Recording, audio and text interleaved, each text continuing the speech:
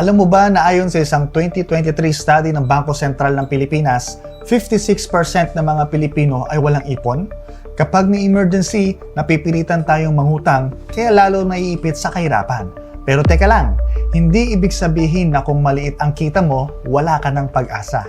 Sa video na ito, ituturo ko kung paano ka makakapagsimula sa financial freedom kahit limitado ang budget mo.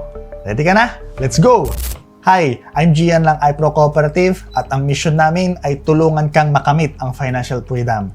Alam ko, madalas nating iniisip na kailangan ng malaking pera para makapagsimula. Pero ang totoo, kahit maliit ang kita mo ngayon, may paraan para maghanda para sa future.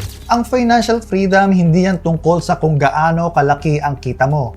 Ang importante ay may disiplina at tamang sistema.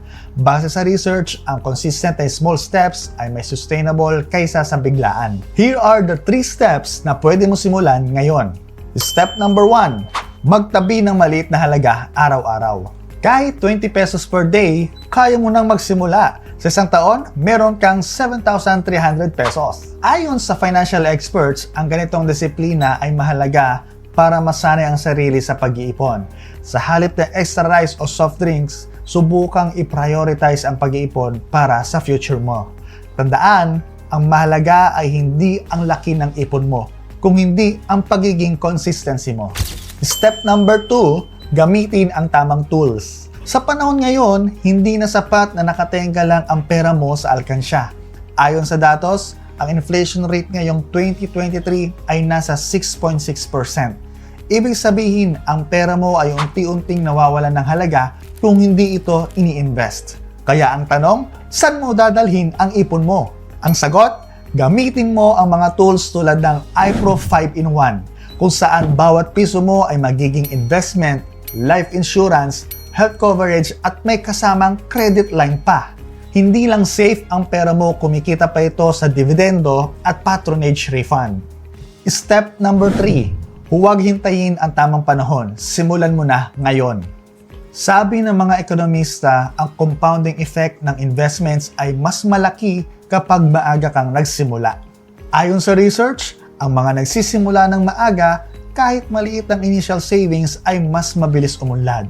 The truth is, walang perfect time. Habang naghihintay ka, ang iba nag-i-invest na. Sabi nga nila, the best time to plant a tree was 20 years ago. The second best time is today. So, ka-iPro, anong hinihintay mo?